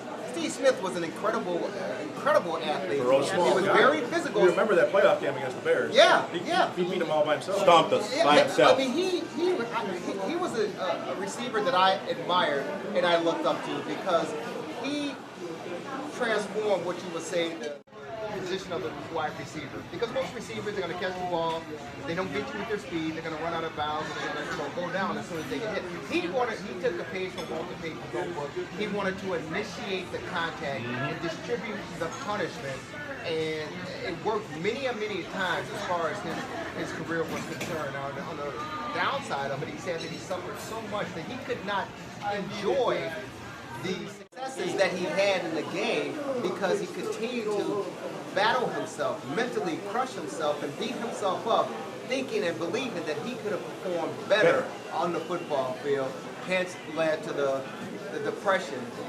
Year after year, game after game, now he finally has come up. And what I loved about the article that was written, that he actually written, I think, wrote for the players, he said, don't be afraid. You're not alone. But you have to speak up and reach out. Yeah. What was your thoughts when you read the article and heard the story? Well, just what you're saying, the fact that he suffered for so long in the NFL and kept this under wraps for so long and was able to channel his energy into the game. So, like many times when players suffer from mental health illness and depression, it's so stereotypical that they keep this thing under wraps. So I found the article to be very thought-provoking in that when he spoke of his symptoms and how it impacted him, not only on the field, but off of the field, and how it ultimately just interfered with his ability to function. And I think that when we look at the statistics, we see that 16% of the U.S. population suffer from depression, but only half of those people get help. And when we see, men are gravely affected by this, especially in sports and within the NFL. Yes. So it's almost like he becomes the face of mental health illnesses within sports. And so I can appreciate the fact that he came forth and he was able to speak openly, maybe a little late, but the fact that he was able to speak about it and get the help he needs. Because a lot of times people don't speak on it and they don't get the help. Exactly. He couldn't speak on it because he was playing. All those NFL players are thinking that if I show weakness, just, you know what? NFL players have the same kind of mentality as mobsters. If you show weakness whatsoever, you will be taken advantage of. You will lose your job. You will lose your life. But that's in any walk of life. Nah, dog. It's more extreme in those cases. And that's what I'm talking about. Just A little bit. just those cases. The NFL, you play with pain. If you don't play with pain, you're looked at as less of a man. You are looked at as soft, and you can't be looked at as soft. I have feelings. I'm depressed. Nobody wants to hear that in an NFL front office. No coach wants to hear that. All they want to hear is, I'm ready to go, strap my helmet on, let's go get this win. That's all they care about. The fact that he actually spoke up at all, we didn't need Steve Smith to speak up. All we have to do is look what happened. Jovan Belcher. All we have to do is Junior Seau. Yeah. Dave Duerson. Yeah. But that's why you had to speak up. That's why you had to speak up, because you didn't want Steve Smith to become a statistic regarding that. I mean, we didn't have to wait until he personally spoke up to know that there's a very big problem in the NFL with depression. But depression alone. His message was to those who are suffering. You're not alone. Yes. Exactly. Yes. That you can speak up and speak out. And that's great that he did. And now, Kelly, to your point, because you're absolutely right. If you show any ounce of weakness, not only are your teammates gonna, look you side eye. Give you the side eye. They're gonna give you side eye. Your opponent's gonna say, okay, let's size this guy's up. We can take advantage of him. And management's gonna look and go, wait a minute, this guy, he ain't gonna go. But they. To an extent, Jerry, and I have to disrupt here because you're right. With mental health being on the platform right now, and a lot of these mental health issues coming into our awareness, the NFL has stepped things up a little bit. Through the NFL Players Association, they offer resources and services for their players. They have a collaborative effort where they work integratively to help players discuss their issues. They bring families in to discuss the impact mental health and depression has on the whole family dynamic. So it's not just, reserved to just playing on the field. They bring these issues to the forefront, and we're able now to have those resources in place where they can get the help that they need. Sure. So the NFL has stepped things up a bit. You brought up every walk of life. I mean, it's probably a little more in sports in general, things that are out for the public. The NFL even more because it's more physical and more involved. But you were right to say every walk of life, because if you think about it, and I've seen these memes on Facebook and stuff like that, like, don't get overworked about your job, because if you don't show up tomorrow or you quit, your job will be posted within 2 days. And 2 days, 2 hours. And within a week or two, they'll have a replacement. Right. But that's the way they kind of have to run, because I need these people in these positions. If you're not here, then I have to find the next person. So you are replaceable. Right. And because it's more in the open like that, because there's that physical, and he was a smaller guy too. He had 6'3". He wasn't a typical wide receiver. Right. He had to add up his, complex. But that's the surprising thing for me. That's the surprising thing for me is that this guy was an accomplished, successful wide receiver. This guy, he's set some records. He's broken some records. His numbers are off the charts. Yet he still wasn't satisfied with the end result, and that's what's so surprising. Now, you don't want to be the type of individual that it's all about me and look at me, me. But he was never satisfied. He just simply had to raise the bar every single time, and still, when he did that, it still was unsatisfactory. The self-defeating behaviors that are associated with the mental health and depression. So, it sort of starts with being in self-doubt and your ability to perform.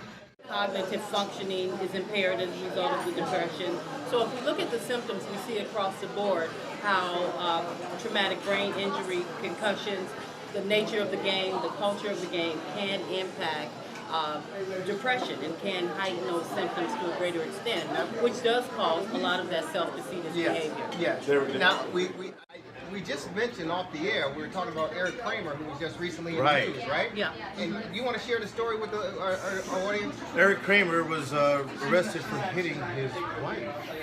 And he lost his job, and we just found this out. I mean, depression is it does that. Former Barry and he quit because of concussions. Right, and he quit because of concussions, and the concussions cause PTSD, traumatic stress disorder. And here's the deal.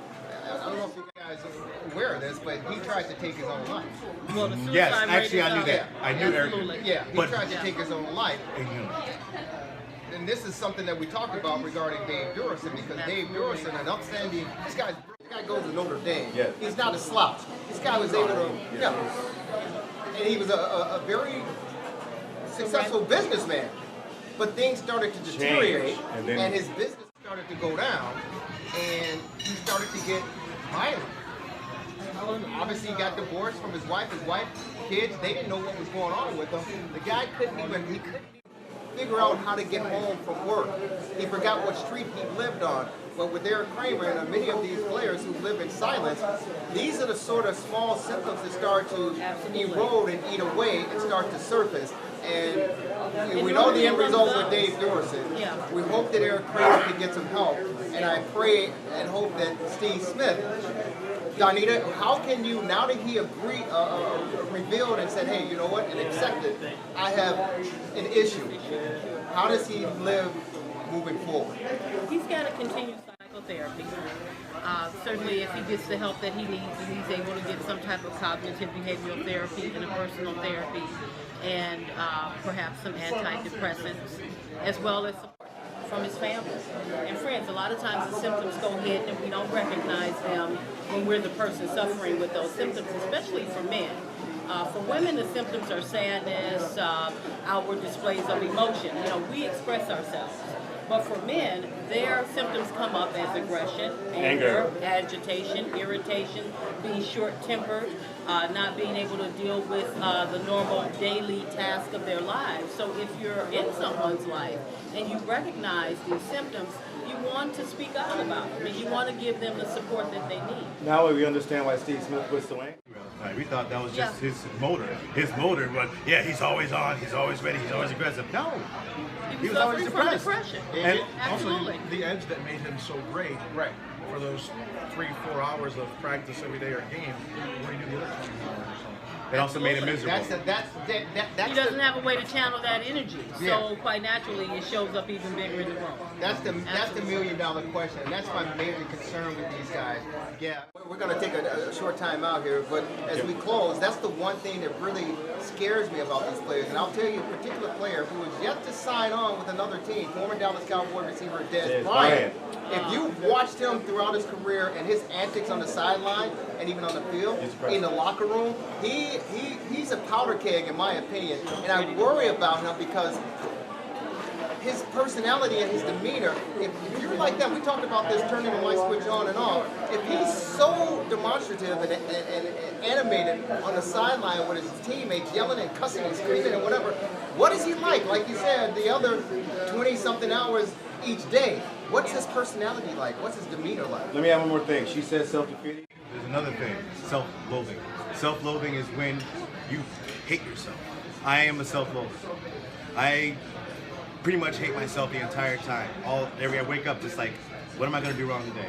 And this stems from when I was in 1986. This is you. This is me personally. Kelly Williams. Kelly Lee Williams. Yes, I've suffered from self-loathing ever since high school.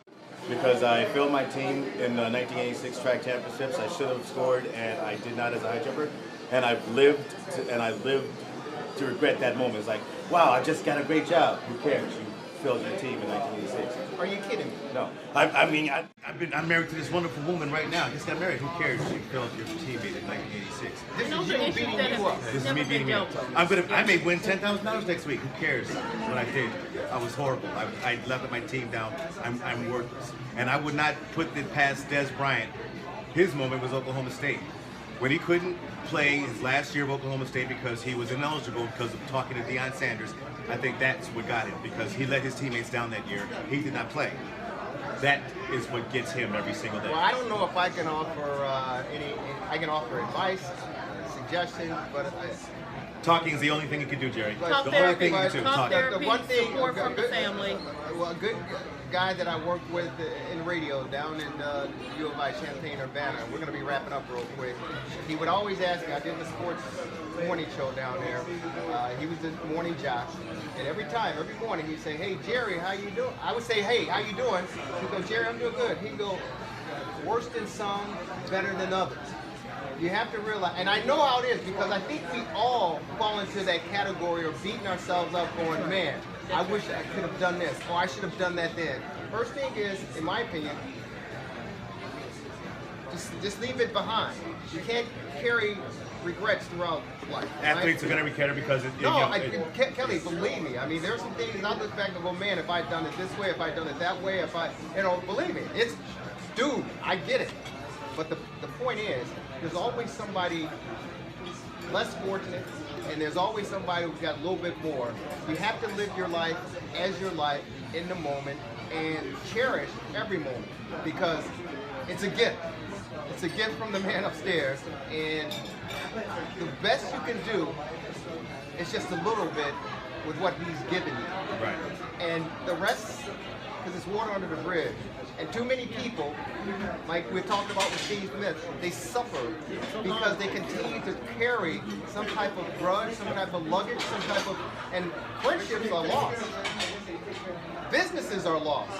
Relationships are crushed because we as individuals cling to too many things that mean nothing. Right. That mean nothing. So I'm glad you shared that with not only the panel here and everyone here at Salgado, but to the viewing audience, man, because it is a very difficult thing to address, especially being a man. But it says that you are looking to share your pain and you want support to help you get through your day-to-day situation. That's why I'm here, and also you're my only friend, so I pretty much have to do what you say, or else you're going to leave me too. No one's going to. Don't leave me, Jerry. He's Kelly Lee Williams. Danita Lee, thank you so very much again for joining us. We'll talk to you next week, and we'll see what's on the docket. She's awesome. Yeah, and that's the beauty of the world of sports, because every single day there's something in the news that says, we gotta hit it, we gotta hit it. Danita, thank you so very much. We're testing every ounce of that natural fruit. Yeah, exactly. Danny Carlino, the Italian Stallion. Coming up, the man on the street, Marty B. Folks, keep it locked in. It's the fast 2 hours of sports conversation. If you don't believe us, just check us out on Facebook Live, YouTube Live, and of course, CLTV every Tuesday, 3 a.m., and Comcast Access on Tuesdays and Wednesday in the northern suburb, Lake County. Folks, this is The Rewind Sports 60. More coming up right after this short time out. Relax, have fun, and return to the world fresh as a daisy. That's our motto at Daisy Spa in Wheeling, Illinois. Daisy Spa offers a wonderful variety of relaxing treatments to soothe and meet your needs, allowing you to escape the madness of your busy lifestyle as you fade into paradise. Whether it's a manicure, pedicure, a bikini or Brazilian waxing, or simply a relaxing massage, at Daisy Spa, it's all about you. Plan a mini 1-hour vacation getaway today. We're open 7 days a week. Daisy Spa is located at 7 Huntington Lane in Wheeling, just 7 minutes east of Route 53 on Dundee Road. Give Daisy a like on Facebook. Call to make your appointment today at 847-243-8823. Daisy for all your nail and spa needs, and tell them the Rewind Sports 60 sent you.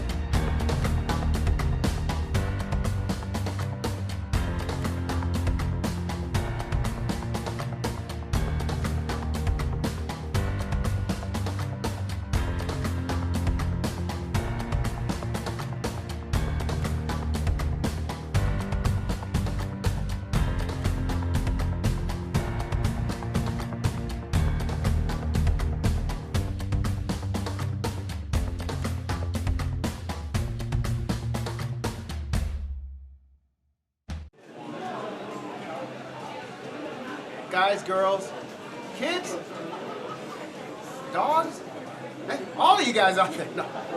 Come on out to Cirinello's Restaurant Day. It's the best in the business. the world-renowned restaurant, Serenolo's Restaurante Italiano. I'm drinking a mimosa. I knew I made it too tall. Yeah, yeah. No, you're never too tall, man. It's okay, Marty B. But, you gotta wet your whistle every now and then. We're at Serenolo's Restaurante Italiano. Danny Carlino, the Italian stallion. The man on the street, Marty B, is joining us. He's gonna break down what's going on in the world of our world, here in Wheeling and, of course, Chicago. But we're also pleased to be joined by a special guest of the program, Elizabeth Jetter. She's the co-founder of Blue Vodka. Yes. Welcome. How you doing? Thank you. I'm wonderful, and what a nice surprise. It is a to be surprise. invited on. Let me tell you something, Elizabeth. Yes. Whenever you bring vodka to the Rewind Sport 60, or any type of cocktail, we like to say hello to our sponsors, the Liquor Barn right here in Wheeling on Milwaukee Avenue and Dundee Road. But whenever you bring some libations to the table here at the Rewind Sport 60, you're always a welcome guest. Okay. The door's always open. Thank you so very much, and I love your earrings, by the way. Thank you. Wow, yeah. I just like him. Oh. Yes, I recall that's the first when I first Let me laid turn eyes this on you. around. The first thing I noticed was Let me the turn ring this on. around for you, your visitors, you're watching at home. This is fantastic. Had a chance to chat with you off the air. Thank you again for agreeing to come on and bringing some product to showcase here. But I was surprised, Donita Lake mentioned that you were going to be coming along, and she thought it would be very interesting to have on to talk about what you do and what you're all about. And further ado, just go on and explain to people a little bit about Blue Vodka. Okay, thank you. So Blue Vodka, we are actually a distillery, the first distillery that is run by a woman and owned by people who look like me. So anyway, we are making history, and the wonderful thing is our products are also based on history. So generations of grandmas who were distillers and infusers, and so these grandmas had all of these different infusions, and one of our co-founders, Dr. Tony Vandenbush, he presented my husband and I with the wild blueberry. When we tasted the wild blueberry, we said, this is it. And we were just open to entrepreneurial opportunities. So at the time, I was literally working on a wearable technology that the sports folks would have loved because you could run with it and, be totally hands-free. Anyway, that's a show for another day. So we went to work, and not knowing anything about the liquor industry per se, but when you have something great. And we knew that. And my background is HR, organization development. My husband had worked for the Coca-Cola companies for over 12 years. In General Mills, we have extensive product knowledge in other areas, manufacturing and that kind of thing, and knowing how businesses work. And then we set out on our own. So now, these 100% all-natural vodka-based liqueurs are that. They are completely all-natural. No preservatives, no additives, no artificial flavors, no colorings, no preservatives, and no gluten. So that's amazing. Yes. To be able to have a good time and, put good stuff in as well. That's awesome. Now, did you have this? Like a health drink. Almost. Did you and your husband have this as far as your foresight, as far as the product and producing it, that you wanted to be pretty much all natural with your liqueur? Well, what we did, our co-founder presented us with a couple of different things, and so we wanted to be smart about branding and about being able to enter a market that is really tough. So we will be introducing, for example, a pure vodka.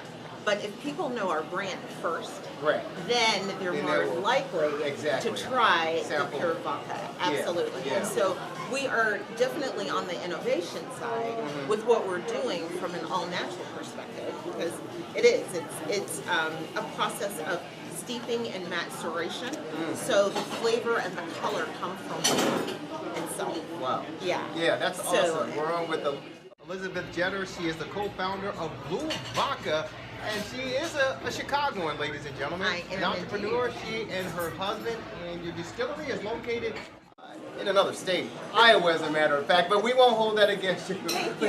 We won't hold that against you. I will. I have to ask you a question. This goes back to my college days. When a friend of mine, a good buddy of mine from college, we were thinking about going in the liquor business at one time. Liquor, is it still primarily controlled by the state in Iowa, or have those laws loosened up a bit? Oh my goodness, no. So, it has not After all loosened these up. years? Right, no. So it is one of the hardest industries to get into. And yes, in that three-tier system, both federal and state. So we can be, here, and the laws are different than Chicago for what can be sold here. So yes, it's a tough thing. Thank you for yes. clarifying, because over the years I'd often wondered. Yeah. And it was the first time I have ever posed that question. Okay. Elizabeth, here's another thing too. Even beyond the actual product, my husband and I just decided to strike it out on our own. That's a dream of many people, and the land of opportunity we have here in the United States, but it's a really scary concept. How much trepidation did you have, or did you feel you were really prepared that we never know how for sure how it's going to work, but I feel confident that it's going to be successful in some way. Yes. So we both had experience in different businesses and our own businesses as well. And it was one of those things where, you meet a lot of people, a lot of money in corporate America. Right. And at some point, are we going to make our own money, all the energy that we put into everything that we do. So yes, there is a bit of trepidation, more on my husband's side than I'm less. He's more risk averse than I am. I'm like, let's do it. And he's like, put the money in the mattress. So, and to sustain us, he actually is still in corporate. So he's working on, he brings home the donuts, and I'm working on legacy.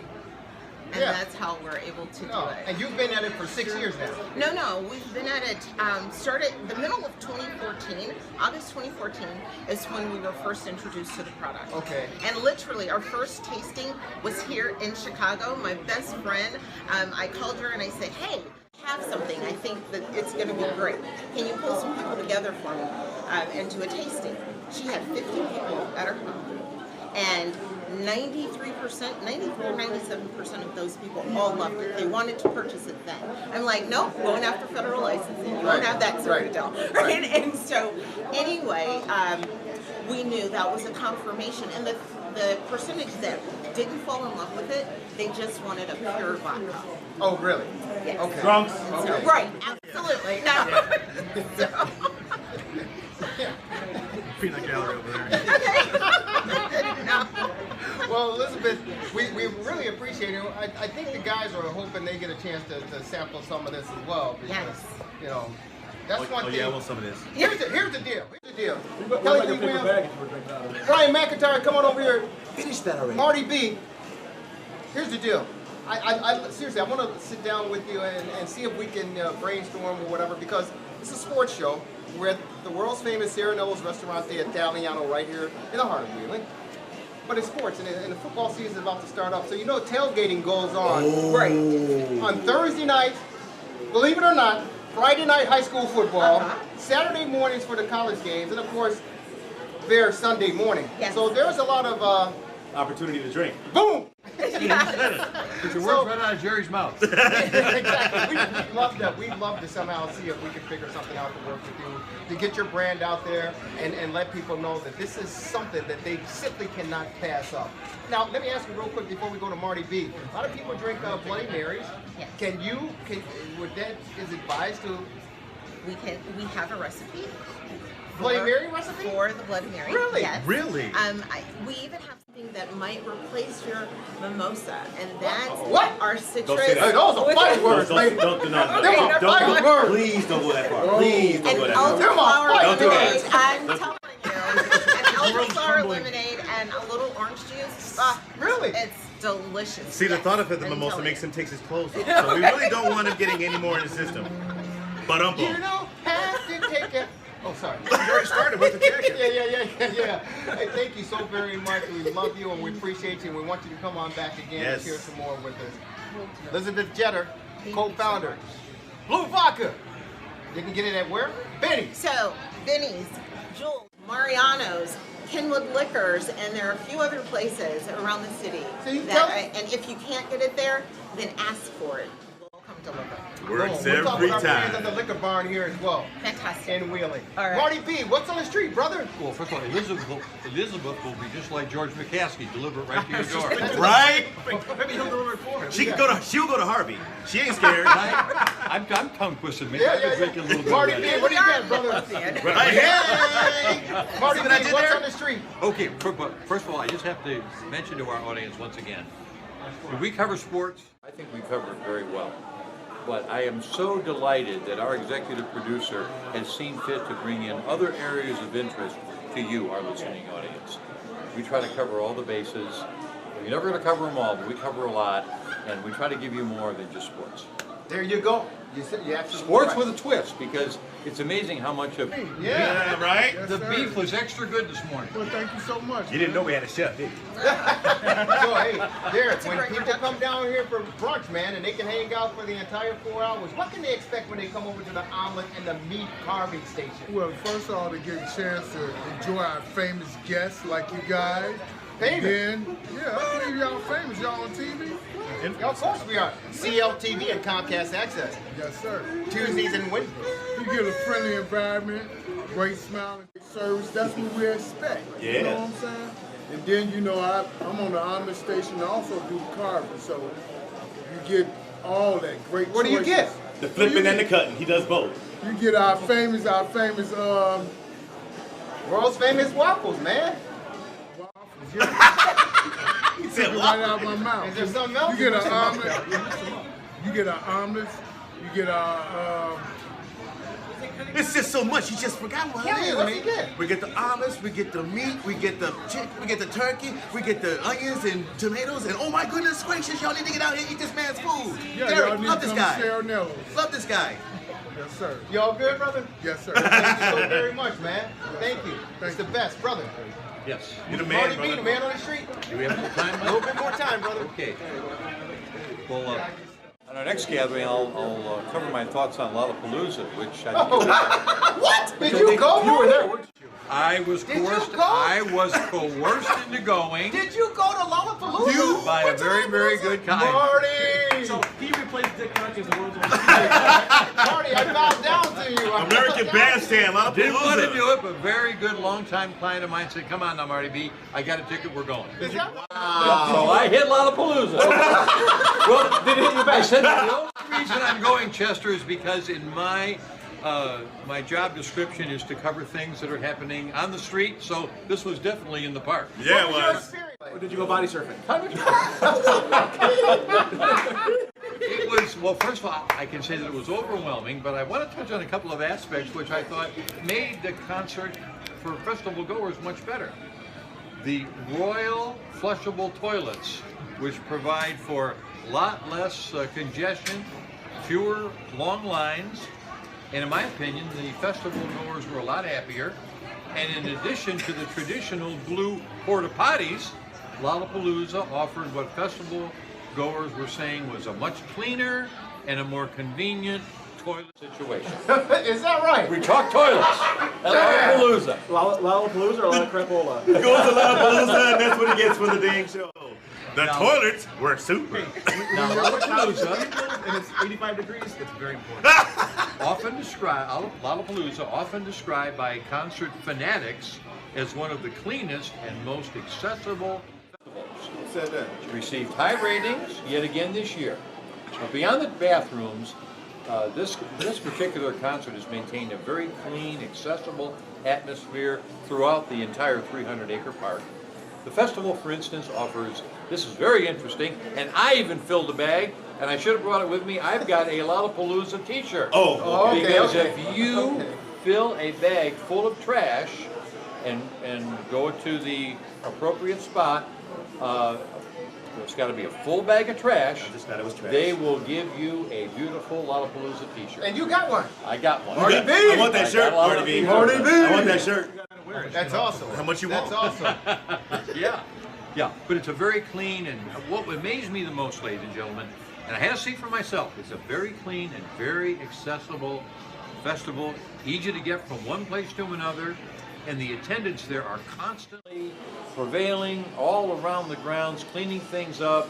It's just a very nice atmosphere. Yeah. I absolutely loved it, and I am going to Lollapalooza next year. There you go, Marty B. And he's going to get the mosh pit again. Marty's got his contact high going. Yeah. Well, you know what? My daughters actually attended both on Friday and Saturday of Lollapalooza, and they loved it. And Lori, is it Hernandez or Rodriguez? Lori Rodriguez. Rodriguez, the gymnast? She Yeah. was there partying with my daughters. Oh, What? my God, Isn't that really? crazy? Yeah. Unbelievable. I would have been amazed if I would have seen them. That would have been fantastic. They would have ran. Oh my gosh. That would have been Stranger fantastic. danger! That would have been. I'm glad to hear that, Marty. I am so pleased that you were able to take in the. Well, I did it on behalf of the show. Great to hear about them toilets. But those toilets, that Thank really you got so me. very I much. mean, Great really. toilets. And the cleanliness of the ground. It's a self-cleaning Yeah. I concert. mean, that's a big responsibility. You're talking 300 acres, folks. Yeah. Particularly They said that precious this porta was- I had potties. no idea it was that big. I didn't either until you just told me 380 acres of Grant Park down there in Chicago. the heck outta going here. down. Yeah, hey, let's get back to the vodka. Let me tell you something. You know what? We can continue to do this, and we'd love to continue to do it. It's the fastest 2 hours of school conversation. Real quick before we say goodbye, Marty. I have a thought or two about our beloved Stan Mikita. I'd like to end the show on Yes, this, sir. if I may. So appropriate, Stan wore number 21. So we have 21 reasons, well, we'll never forget Stan Mikita. For the curved stick reinvented. And the 1,467 points he scored with that stick. For the Art Ross, and Lady Byng trophies he won, all in one season, twice. I remember this distinctly.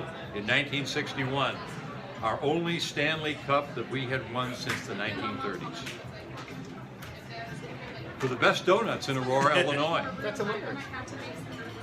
For his hard work and Iron Man mentality, so symbolic of Chicago. For the way he swung a golf club, almost as well as he swung a hockey stick. For the amazing family he and Jill created. For playing much bigger than his 5'9", 160-pound frame. 5'9"? Unbelievable. For the 9 All-Star games he appeared in. For reuniting with the team and the fans in 2008 for one very important goal. For the C on the sweater he wore so gracefully. For helping the hearing impaired play the game we all love so much. For the countless autographs he signed. For the way he listened to his daughter and got out of the penalty box. For bringing the Special Olympics to Chicago. For the generations of kids he inspired to lace up their skates. For being there in 2010, 2013, and 2015 to witness history. For knowing he'd always be looking down on us from the rafters. His number 21, the Blackhawk uniform that he wore so proudly. God bless Stan Mikita. Thank you, Marty. Very welcome. Thank you so very much. And thank you all for being a part of the Rewind Sports 60. If you miss any portion, please check out our Facebook Live, YouTube Live, or on COTV Tuesdays at 3 a.m. or on Comcast Access on Tuesdays, 6 p.m., Channel 17 in Lake County, and of course on Wednesday, 7 o'clock p.m., Channel 19, Channel 35. Folks, we've had a great time. I want you to have a fantastic rest of your weekend. Enjoy the week. Be safe. We'll see you back here at Sierra Numbers Restaurant. Till you next time. Take care, everybody. Thanks to Donita Lake and, of course, Gabe Salgado and Danny Marvelous Marber, Kelly Lee Williams, Marty B, Danny Carlino, the Italian Stallion, Jerry Riles, and, of course, Elizabeth Jetter. Thank you for joining us. Take care. Have a great day, and we'll see you guys next time. Take care, everybody. Rewind Sports 60.